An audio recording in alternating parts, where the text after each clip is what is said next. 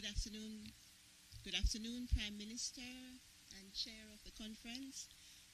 My microphone, please. Good afternoon.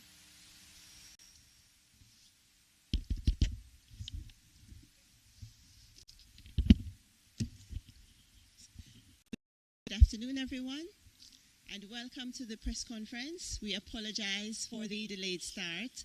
My name is Laverne Reed from the CARICOM Secretariat in Guyana, and I'm very pleased to present to you today the Chair of the Conference of CARICOM Heads of Government, Dr. the Most Honorable Andrew Holness. This afternoon he is joined at this press conference, the closing press conference for the 49th meeting of the conference, by colleague heads of government and Dr. Carla Barnett, Secretary General of CARICOM. I now invite the Chair of Conference to address you. Thank you. It's my pleasure to welcome you to this afternoon's press conference as we bring to an end the 49th regular CARICOM meeting. I'm happy to be joined by my colleague head, Prime Minister of St. Kitts and Nevis, the incoming Chair, Honorable Dr. Terence Drew, and Mr. Laurent Saint-Cyr of Haiti, Haiti's Transitional Presidential Council. And of course, Dr. Carla Barnett, our Secretary General. The theme of the CARICOM conference was people, partnership, and prosperity, promoting a secure and sustainable future. Over the past 2 days, we addressed several critical issues of urgent regional priority and reaffirmed our commitment to deliver tangible results for the people of the community. Before I provide an update on the discussions, allow me to take a moment to honor the memory of Ricky Singh, the esteemed Guyana-born journalist whose fearless, incisive reporting shaped Caribbean discourse for over 6 decades. Mr. Singh passed away recently in Barbados, leaving behind a legacy of courage, integrity, and unwavering commitment to regional unity and press freedom. We extend our deepest condolences to his family, friends, and colleagues in Caribbean journalism. On the CARICOM single market and economy, we agreed that the pace and scope of implementation was just too slow, and we agreed that we will do everything in our power to speed up implementation. And I'm pleased to share that we are now moving from applying administratively the protocol on enhanced cooperation, which all member states have signed, with now 4 countries, Barbados, Belize, St. Vincent and the Grenadines, and Dominica, reiterating their willingness to implement full free movement under the protocol starting October 1, 2025. I want to make clear that Jamaica remains committed to implementing full free movement in accordance with the treaty amendments, and we are also examining ways to speed up our own implementation. The fact is that due to our legislative framework and other considerations, we have had to move with greater consideration. However, it is our intention to speed up the implementation of full free movement. Jamaica is indeed committed to this. Now, within the framework of the existing skills regime, heads agreed to add aviation personnel to the approved list of skilled categories. And it is worth noting that Jamaica contributed 3 new occupations to the list, namely photogrammetry, field maintenance personnel, and aircraft maintenance personnel. The External Trade Negotiations Committee, which I lead, continues to monitor the developments in the trade space as we seek to develop a collective strategic response to issues which affect us. We also discussed deepening and diversifying CARICOM's bilateral trade relations with several traditional and non-traditional partners. Now, as I shared during my opening remarks on Sunday, a secure CARICOM is a viable CARICOM, and as such, security remains high on the agenda for the duration of my chairmanship and beyond. We adopted the Montego Bay Declaration on Transnational Organized Crime and Gangs, underscoring our united stance against criminal networks. We welcomed, as one of our special guests, His Excellency Valdesi Urquiza, Secretary General of Interpol, and committed to strengthening cooperation and expanding access to its global resources. We also welcome the Secretary General of the OAS, His Excellency Albert Ramdin, and explored avenues for renewed cooperation with the OAS. On Haiti, we continue to be gravely concerned about the developments in that country. CARICOM has been very vocal in its call for international support and has been working with Haiti to ensure that its needs and concerns are being addressed. We had a very detailed discussion with Mr.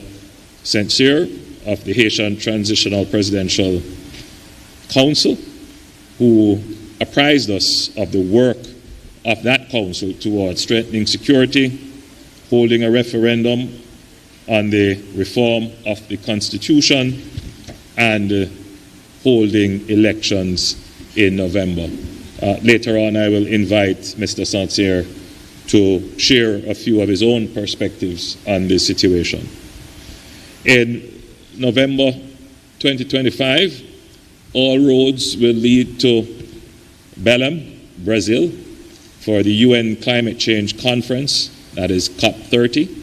As small states, we continue to have a vested interest in building climate resilience. We approved our regional climate priorities and revised framework for building climate resilience 2025-2030, ensuring that the Caribbean speaks with one voice on climate financing and adaptation.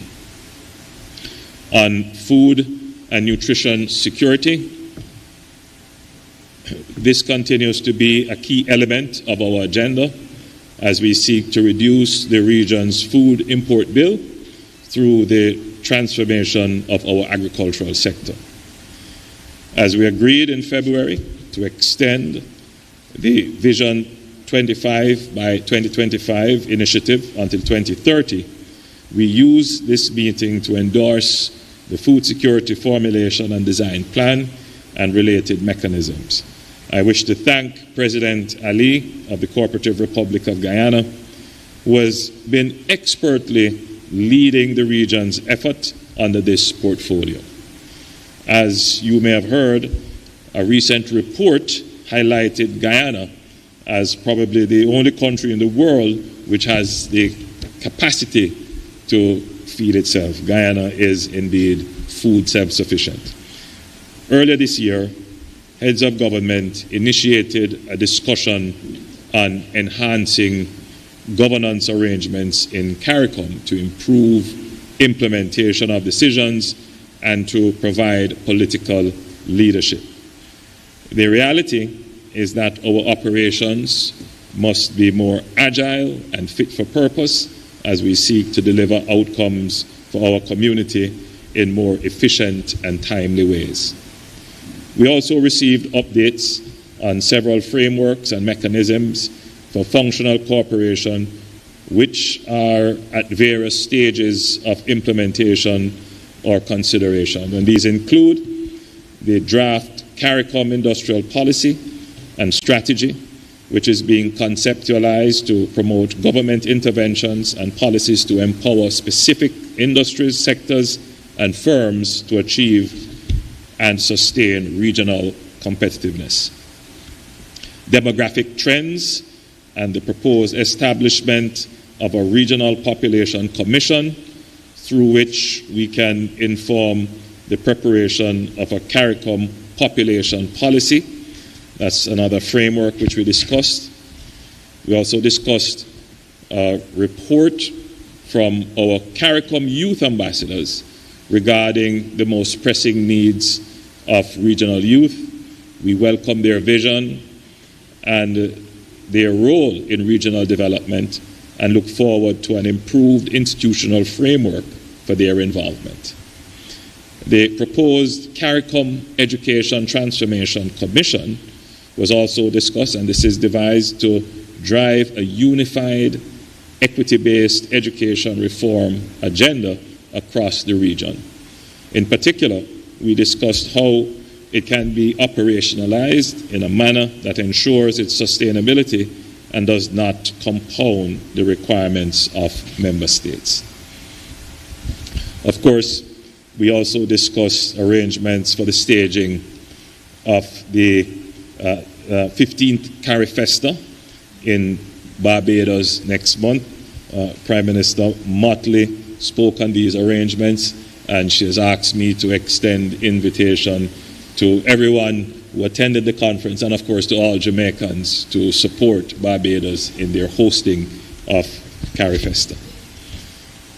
Now, while the European Union has recommended to the European Parliament via its delegated regulation of June 2025 that Jamaica and Barbados be delisted, this has not fully materialized, as different groups in the Parliament, for reasons unrelated to the domestic situation in Barbados and Jamaica, have issued motions that will block positive action in this regard. We urge a reconsideration of this posture. Now, we also had exchanges on legislation for online safety and protection of young people from online abuse, cyberbullying, and exploitation.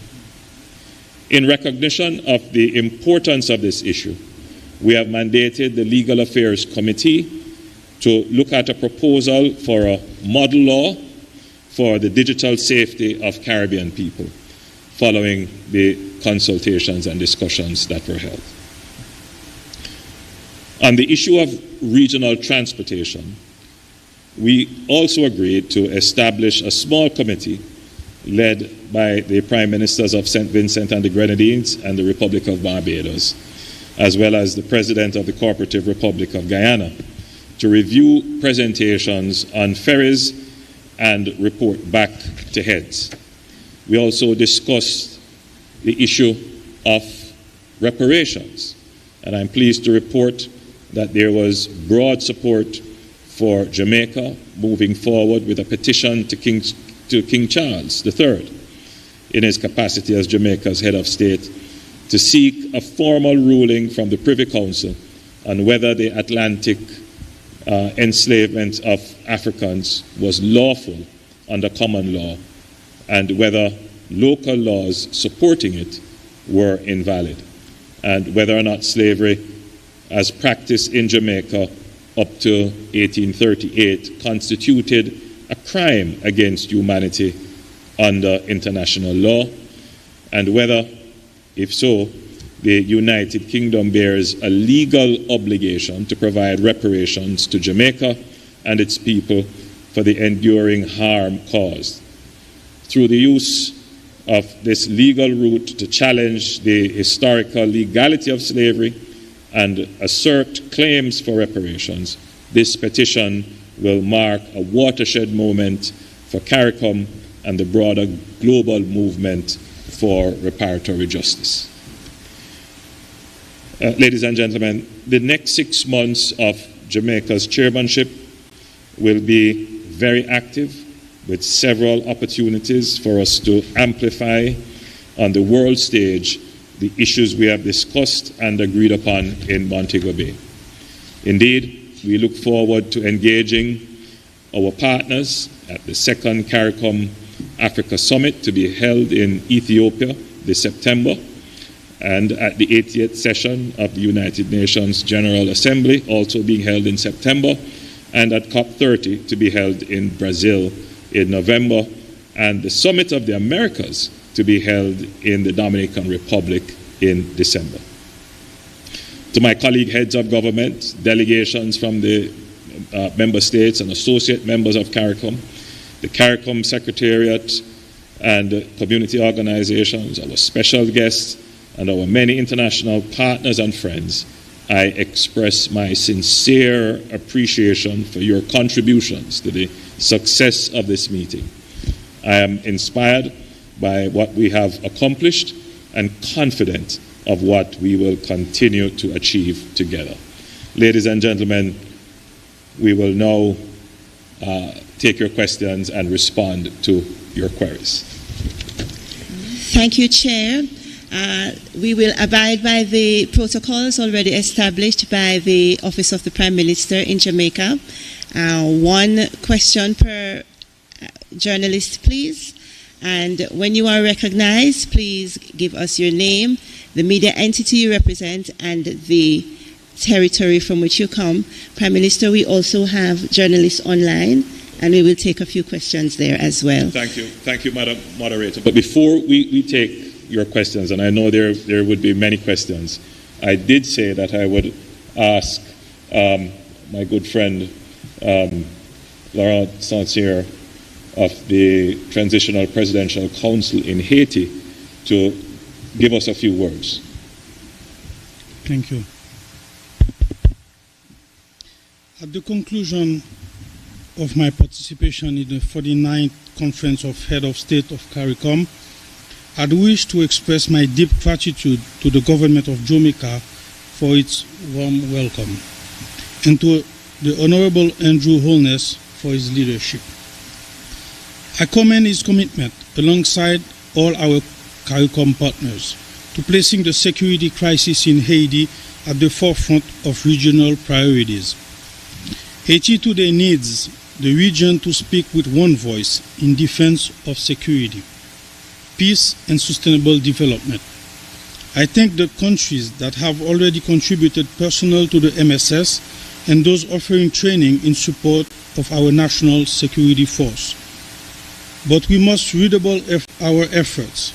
Each sister nation can continue to contribute to the restoration of peace and security in Haiti through training, logistical support, financial assistance, and technical support. We are also counting on you to intensify advocacy with other regional and global partners for increased support toward more rigorous regional cooperation in controlling the illicit flow of arms and ammunition and combating drug trafficking. I welcome the discussions and the shared consensus that Haiti's security also depends on investments, including foreign direct investment, to address the structural causes of insecurity. Haiti remains a land of opportunity. We invite our partners to support economic recovery, especially in key sectors such as infrastructure, the green economy, innovation, education, and training, cultural tourism, and security, particularly in the greater North and greater South. I reaffirm my commitment to working alongside my colleagues at the TPC toward a successful transition. Haiti is ready to fully assume its responsibilities, but we will not succeed alone. Haiti relies on its friends and international partners, especially within CARICOM, for the restoration of security the organization of elections, and long-term support for national reconstruction. It is together, through a united front of coherent, sustainable, and solidaristic actions, that we will be able to face this crisis and deliver on the major priorities of Haiti's transition. Helping Haiti rise is to respond to a regional imperative of security, stability, and solidarity. This is what it means to build a safe and sustainable future, the theme that has brought us together over these past 3 days. Thank you. Thank you, Laurent. We can now take questions. Thank you, Chair. If you would raise your hand, please, we will recognize you in the order in which I see you, and then afterwards we'll ask you to turn your microphone on. The floor is open. Yes, please go ahead. The lady in the black jacket. Yes. Thank you. Just Natricia Duncan, with the Guardian UK, and I'm from St. Vincent the Grenadines, and this is directed to the Prime Minister Holness.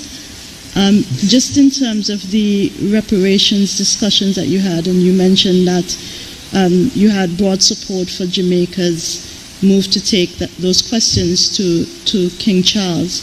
I wanted to find out what implications this will have for other Caribbean countries, especially those, where King Charles is not their head of state. How will this affect or support the reparations movement moving forward? Thank you. Thank you for that question. The reparations movement has grown, and there are diverse approaches as to how the issue of reparations should be treated. The consensus in CARICOM is that we should explore all routes, but we should be coordinated. Jamaica had long had its own reparations effort, and I think at this point I should acknowledge the efforts of Jamaican Member of Parliament Mike Henry, who many years ago brought a resolution to the Jamaican Parliament to pursue a particular avenue, which is an appeal to the head of state, now the King, through the Privy Council, to test whether or not slavery was actually legal under British law, and slavery as practiced by the British Empire, whether or not that was legal. That resolution was passed in our Parliament and affirmed by our Cabinet, and we are now executing it. The CARICOM Reparations Council or Committee also has an approach which is a much broader approach, which seeks to look at the developmental aspects of the reparation movement and approach. And we had discussions internally as to how both strategies can be reconciled, and it was agreed that both strategies reinforce each other. And it was agreed, therefore, that Jamaica could move forward. Now, exploring it, we don't know what the outcome will be, but what the outcome is advances the cause of reparation. If the answer is yes, it was illegal, then clearly everybody benefits. If the answer is no, then we understand what the position of the former colonial power is, and we know how to strategize around that. So it's a win-win for everyone. Gentleman just beside her, please go ahead. Hello, good evening. Akash Samaru, Guardian Media in Trinidad and Tobago. Now, with respect to the United States and the imposition of tariffs, now the initial deadline for nations to finalize bilateral trade agreements, which was July 9th, has been extended to August 1st. When President Trump first announced tariffs in April, most CARICOM countries were at 10%. Now, from CARICOM's perspective, was that issue discussed, and what's the plan here on the issue as it evolves?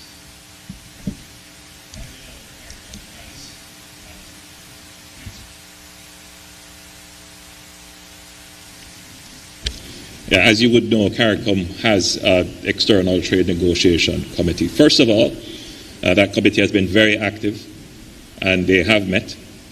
Ambassador McCook leads the direct administrative interface, but they have also mobilized various working groups, which include the CARICOM private sector organization, which we received a very extensive report this morning at the private sector engagement. And we've also solicited support from other entities. Now, our position is that we should seek to defend the historical trade relations that we have had with the United States, particularly under the CBI. We cannot give up on differential and preferential treatment for small island developing states. The truth is that trade also has a development element to it. Now, this is not wishful thinking, but we do recognize that we are existing in a changing environment. But we must negotiate strongly from our position. And that is, there is the development aspect, and we should continue to press home that trade should take into consideration the historical development issues of the region.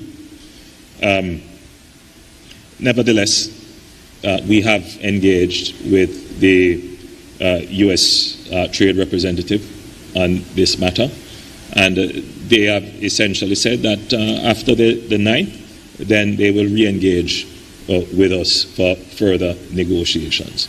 So we are preparing for very strong negotiations for our position. Thank you, Mr. Chairman. Recognizing the gentleman on this side. Please go ahead. Good evening. This question is to Dr. Holness. And there was supposed to be discussions yesterday on climate change and financing. Is there any update, Prime Minister? Climate change and financing.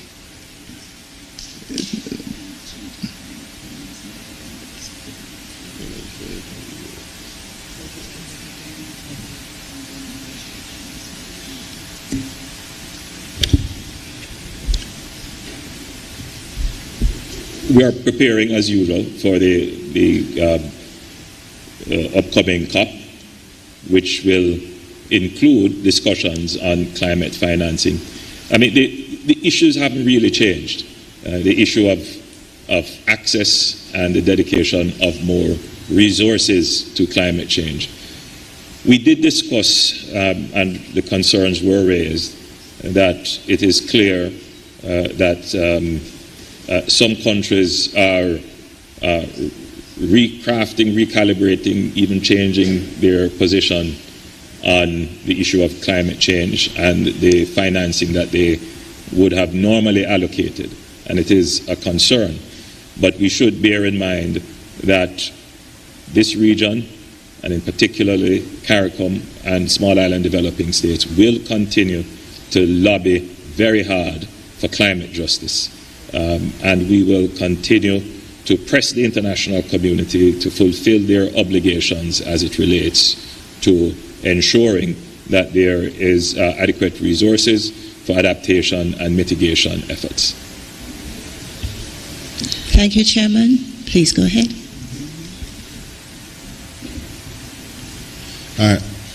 Anthony Log, Television Jamaica. Dr. Holness, the International Court of Justice is due to deliver its advisory opinion on the legal consequences of climate change later this month. Can you say what are your expectations and what will be the next steps for the Caribbean if the advisory does not support the climate justice case? Well, you know, it's hard to make a pronouncement on what a court is likely to say.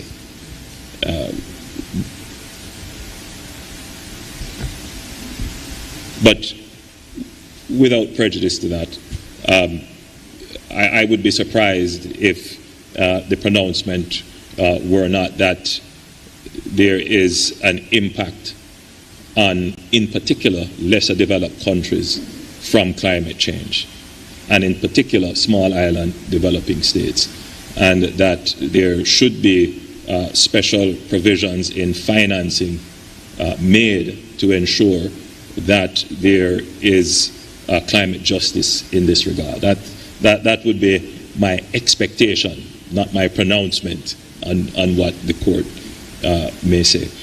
May I take this opportunity to invite the incoming chair, Dr. Terence Drew, Prime Minister of St. Kitts, if you would like to comment on this matter. Thank you very much, Chairman. With respect to the issue of climate change, the Caribbean has been on the forefront of really advocacy and pushing for justice. We have not relented in our efforts to ensure that we see some level of justice. And just to give you some background as to why we are continue to fight for this matter as a matter of justice and not a matter of sympathy or any other discussion around it. We suffer significantly as a result of climate change. This is the hurricane season. And right now it is like Russian roulette. We don't know who will be hit. And who will be hit can be hit devastatedly, which will take years of recovery, or the extent of the damage can be such a high percentage of the overall GDP that those countries are set back. We see the effects with respect to the sargassum affecting the beaches throughout the Caribbean and having an impact on our tourism. We see the insidious impact of climate change with respect to the increased temperature and so forth, and how that is affecting our infrastructure, our daily lives, and even health. Climate and health is a significant matter, and I speak as a medical doctor as well. Climate and agriculture and food security. Climate is affecting every single aspect of our life, whether we know it or not. And therefore, we are expecting that, and it's reasonable to expect that the court will stand on the side of justice. So we are hoping for a favorable outcome. If for any reason the outcome that we hope to get is not had, that will not daunt us in any way. We will continue to be on the front line of this advocacy and to seek justice. And I ask the Caribbean press, you all are all here, you live in the Caribbean, you suffer from the scourge of climate change. We want you also to join us to make a strong case for the Caribbean, SIDS and other countries that are disproportionately affected by climate change. To say lastly, we have not created the issue, we are the victims of the issue. However, we are not going to act like victims. We are going to be our own advocates and to join with those who want to see justice with this. So we seek international partners, but we also seek your partnership. I want to see articles and news items dealing with the scourge of climate change in the Caribbean and spreading it to the wider world. So together, I think we can really make a strong case and reach where we intend to reach on the matter. Thank you very much. Thank you, Prime Minister Drew. Lady at the end of the table. Yes. Yes.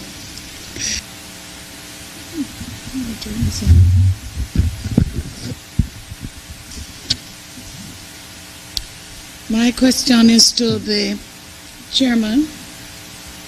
I'd like to find out from you if any other Caribbean country has committed to sending military aid to Haiti, and whether or not Jamaica will be sending more of its people to help in that country. There are some long-standing commitment. I wouldn't necessarily call it military aid. More personal support for the multinational security force that is there. But there are no new commitments since then. So Jamaica and Belize, I believe, would be the only two countries that would have presently a deployment on the ground. I'm not sure the Bahamas has any deployment. They made a commitment, but I'm not sure that the Bahamas had a deployment. But they do help with maritime security in the area. Other countries regionally in Latin America have been providing support and have indicated, my understanding, that they are willing to provide support. Guyana Guyana would have indicated their willingness to provide humanitarian support. And of course, Jamaica would join in that as well. The difficulty with providing humanitarian support is that you need to have some form of security mechanism to ensure that the humanitarian support actually gets to the intended beneficiaries. So presently, the challenge would be a resource challenge, to have enough resources to support a full deployment of security personnel. Currently, the largest deployment in Haiti would be from Kenya, and that essentially leads the multinational security force. But Lauren is here, and he could give you some more details on that. Yes, I would add, based on my conversation with the Prime Minister of the Bahamas, he will try to send a vessel along with the help of the U.S. in the region close to Haiti. So this is what I wanted to add. Yeah. Thank you, Mr. Chair. Please go ahead. Yes.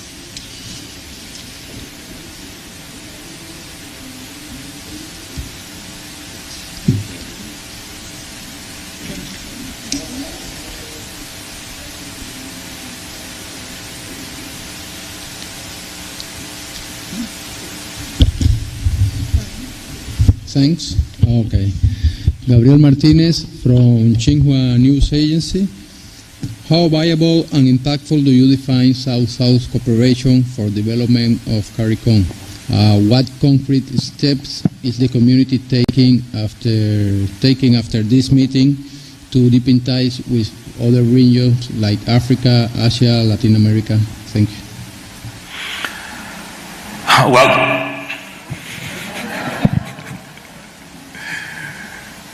Well, to follow on from the question about what are we going to do about the new America First trade policy, which is being implemented, and the 10% base tariff that we now face. We've long, as a region, we've long been talking about strengthening trade cooperation, South-South, with Africa, with Central and South America. And even within CARICOM, because even within CARICOM, the trade is probably less than 15% internal relative to total trade. So the question is, what are you going to do with this new base tariff that's implemented? Well, one of the things we have to do is to diversify our trade. And now it's not just a matter of talk, it is an urgent matter. So we have been engaged with the Afri-Exim Bank, and that has gone very well. They have established an office in Barbados, and Jamaica just today signed the instruments of partnership. And so we will be looking to utilize the trade facilitation and finance facilitation that comes with this partnership to increase trade, not just in goods, but trades in services as well, and in particular the creative industries, which we do have a comparative and competitive advantage in. Internally within CARICOM, there are still some non-tariff barriers and other measures that form an obstacle to trade. And we have put together a committee headed by the foreign ministers and ministers of trade of Jamaica and Barbados to seriously examine how we can reduce, if not totally remove, these non-tariff barriers and to standardize procedures across the board to facilitate greater trade intra-regionally. The region has incredible resources, but there needs to be greater economic coordination through the CSME, but directly through our private sector. Guyana, for example, Guyana, Trinidad, and Suriname have incredible resources in energy. They have discovered oil. Jamaica has a very strong financial architecture, strong financial markets. Other areas are strong in agriculture and services. So there is a strong intra-regional basis for trade. There has to be some public infrastructure to support that as well. For example, the critical one is transportation. We have made some progress in air transportation, and from my remarks earlier, I mentioned that we have now, we're well down the road in developing a plan for a ferry service regionally, which is likely to start in the Eastern Caribbean, but that would also have some cargo capabilities, and the plan is to expand that regionally. So I would say that for the first time, the region is really taking very seriously the diversification of its of the CSME and the common economy, and putting in place the infrastructure to support intra-regional trade and to support South-South trade. Mr. Chairman, I know Jamaica has another event planned. We will take one more question from the room, and then we will wrap up for this afternoon.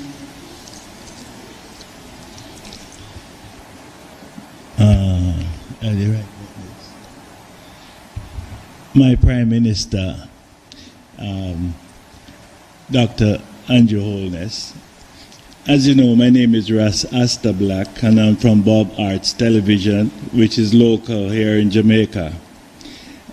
I would like to take things in a softer vibes right now in asking you to endorse the North Coast Highway from Montego Bay Airport to Ocho-Rios to be renamed the Reggae Highway as a tribute to all our ambassadors of this great music come from this little island, reggae. How can I say no? That's true. But obviously, I can't make policy on the fly. But I would say it's an excellent idea. And though this is not what you have raised is not necessarily CARICOM related, but just for context, we are planning the extension of the North-South Highway. And there actually was a proposal, still a live proposal, to name a part of that corridor after a great international musical icon with Jamaican heritage, Harry Belafonte. So the idea is one that does resonate with me, and I will take it back to Cabinet and have a full discussion to see how that could be accommodated. Thank you for the suggestion. Thank you, Chairman. We appreciate that you, colleague heads, and the Secretary General have made yourselves available to speak today with the media. And the Chair would like to take a final question from the room, from this side. Not that I would like to, but...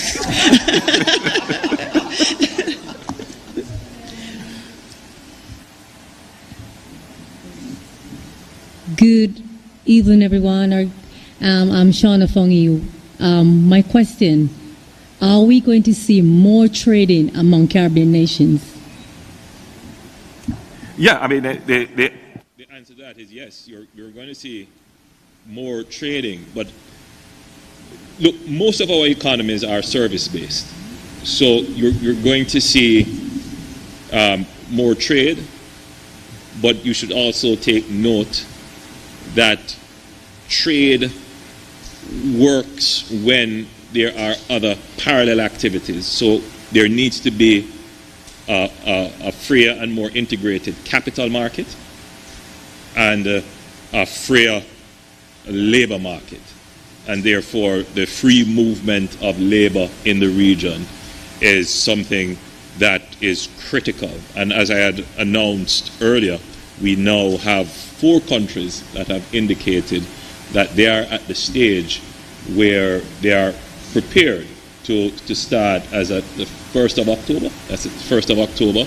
And Jamaica is making the commitment that we will do it, but we still have to work out our internal legal and procedural issues. But what we're committing to is to put that on a fast track. In fact, the Minister of Foreign Affairs will likely be tasked with ensuring that very, very soon we can join the other 4 who have said they are ready. Oh, and the Secretary General is reminding me that for trade you need transportation as well, and we are well on our way in that, both for trade and for the free movement of labor.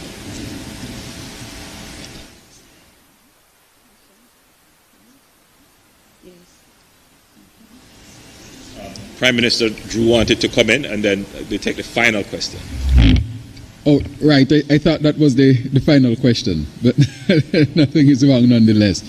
But with respect to a couple of things on the matter of Haiti, the other countries, I think all countries are on board to help out from the humanitarian standpoint.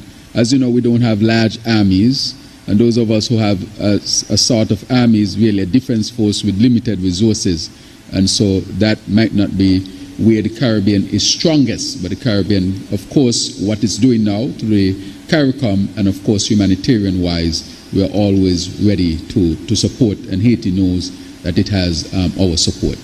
With respect to the trade, I think that it is critically important, especially with the South-South that you spoke about, and we connecting to Africa. I myself I have been to Africa twice this year already, to Nigeria, and as you know, the president for Nigeria visited the Eastern Caribbean, specifically St. Lucia, just a few weeks ago.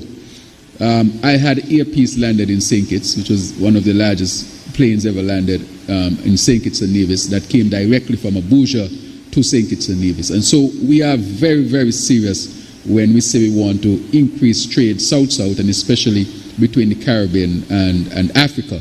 And as the chairman mentioned, we'll be going to Addis Ababa in Ethiopia just now in September.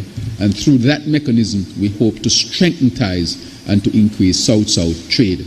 The world is shifting, things are shifting, and we must shift. We can't complain. Other countries make decisions in their interests. We must make decisions in our interests and not be totally upset with other countries. So our matter is, how can we do for ourselves so that the Caribbean and CARICOM can continue to thrive. And to say, lastly, I mean, the Prime Minister, Andrew Holness, would wrap up, is that saying I will be the chair, the incoming chair, and my chairmanship will last from the 1st of January for 6 months in 2026, and we intend to have our conference there, our heads of government, the 25th of February to the 27th of February. And so I want to invite you, of course, to that as well, and to let you know that the present chair, Prime Minister Holness, can count on my support as the incoming chair, because his success as chair of CARICOM is all of our success, and we continue to build a stronger and stronger Caribbean community. Thank you very much for your indulgence. Well, that's it, Prime Minister.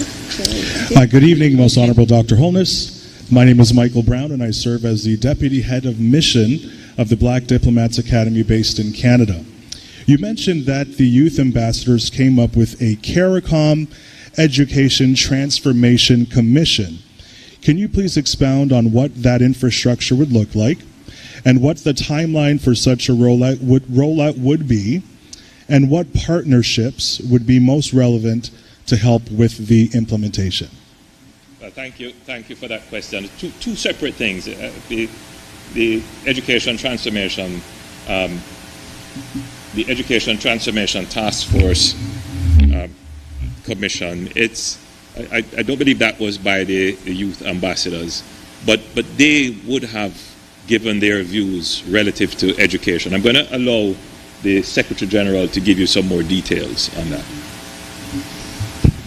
Thank you very much, Mr. Chairman. The CARICOM Educational Transformation Commission is a separate effort, and it is designed to do review and recommendations on how education can be transformed, delivered, received differently for young people, and constant learning throughout life, to develop the capabilities within our society that we need to treat with the issues that we're dealing with, and to overcome some of those that we would have adopted from the education systems, which for the most part were developed during the colonial era. So that is one issue. The other issue of the young people is separately situated. The community, and Chairman Holness has made an absolute priority of it. We value the input of young people. We are encouraging it. Our CARICOM Ambassadors Program, the Young Ambassadors Program, is critical, but we want to develop their involvement in policy making, in influencing what we do by involving them more systematically in the process, rather than limit their participation only to a single exchange with heads on the occasion of this kind of meeting. So there's a proposal to develop a more ongoing conversation with young people that they have come up with, and we're in the process of working out how we implement expanding youth involvement in decision making in the community. Thank you. Chairman. Oh, I'm sorry. Please go ahead. In summary, I'm often asked when I return from CARICOM trips abroad, and I'm certain that when I go back to Kingston, somebody's going to ask, so how did this benefit Jamaica? Which I'm sure when Prime Minister Drew returns to St. Kitts, he's going to be asked, so were you in Montego Bay having ackee and sawfish meal and on the beach, or were you working in our interest? And sometimes it's very difficult for the public to relate with this exercise of bringing regional heads together, because it all looks so officious and so way above everybody's grasp and understanding of the issues, because the issues can oftentimes seem so remote. And so it doesn't seem as if it deals with the bread and butter issues. But take, for example, the bread and butter issue of being able to conduct banking transactions with ease and convenience. For the average person, the overbearing regulations are a great frustration, and they could easily conclude it is just the inefficiency of government why we have to fill out so many documents and provide so many forms of identification and answer so many questions to transfer $100. Not understanding that there is a global architecture for anti-money laundering and other requirements imposed on states by various global entities. And it affects not just Jamaica, it affects an entire region. This is a problem that is right across the region, and therefore governments have to come together regionally to interface with these global bodies and lobby on your behalf so that the regulation requirements can be much more efficient and simpler for the average person to be able to interface with the financial system.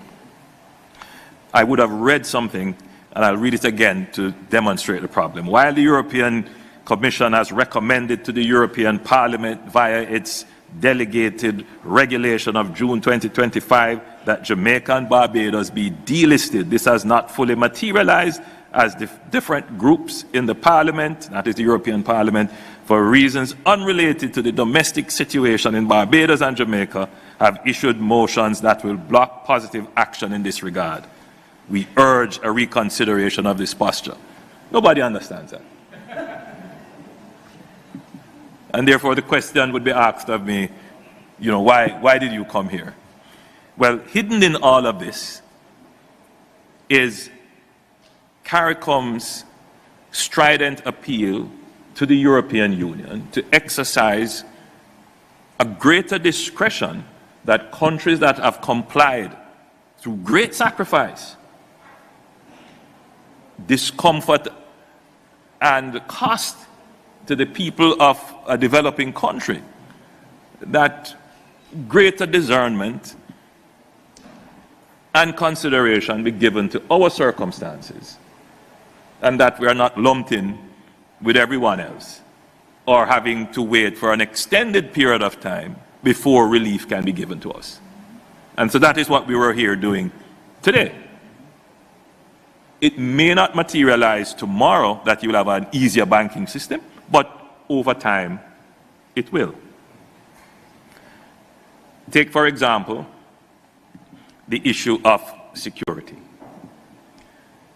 Crime and violence used to be thought of many, many years ago as only a Jamaica problem. Now, it is a regional problem.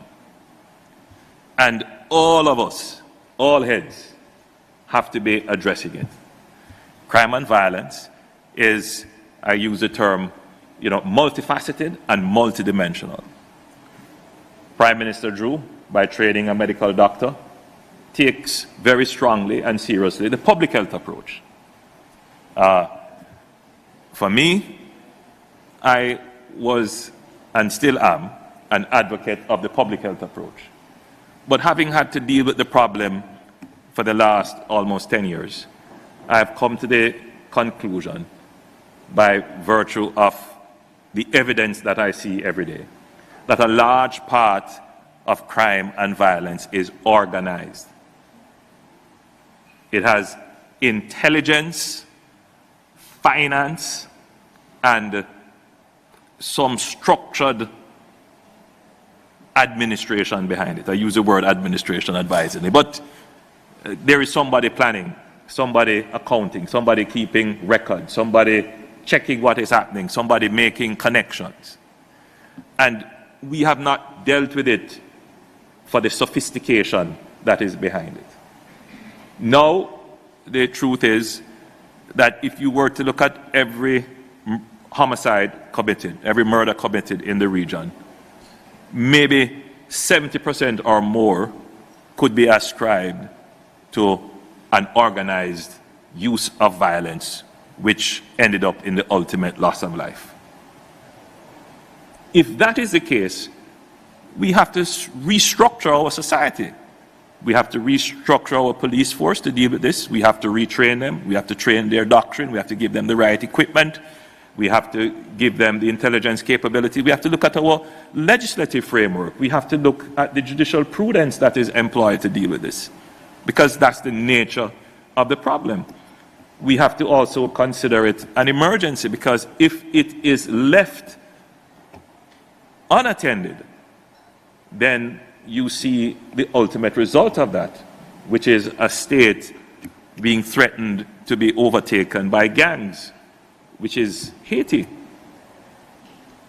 And that is what we're here discussing, which is why one of our special guests was the Secretary General of Interpol. Interpol is the premier global policing organization. They have incredible resources. They have massive databases which can be of use to us in dealing with this organized criminal enterprise. And therefore, we are exploring ways to intensify. We do have a very strong relationship with Interpol, but we're looking at ways to intensify that. And more than that, we are also sharing with other countries in the region. We've put on a mini security expo to show other countries in the region what Jamaica is doing and how what we're doing could be replicated in their own space. And so that's beneficial to everyone. And there are multiple other activities here which will redound to the benefit of the average person, whether it is to increase your ease of travel, your financial access, reduction in the cost of living, increase in job opportunities, increase in health care, dealing with issues of climate change. All of these impact the average person. So in closing, these meetings are absolutely important for the local electorate, and I wish to assure that others listening regionally that your issues in your country were ably addressed by your representatives who attended this meeting. And again, I thank all the heads who attended, all the delegations. It was a successful meeting, and even contentious matters, which at the start appeared intractable, at the end you saw my selfie with everybody smiling. God bless you all, and thank you. Thank you, ladies and gentlemen. Good evening.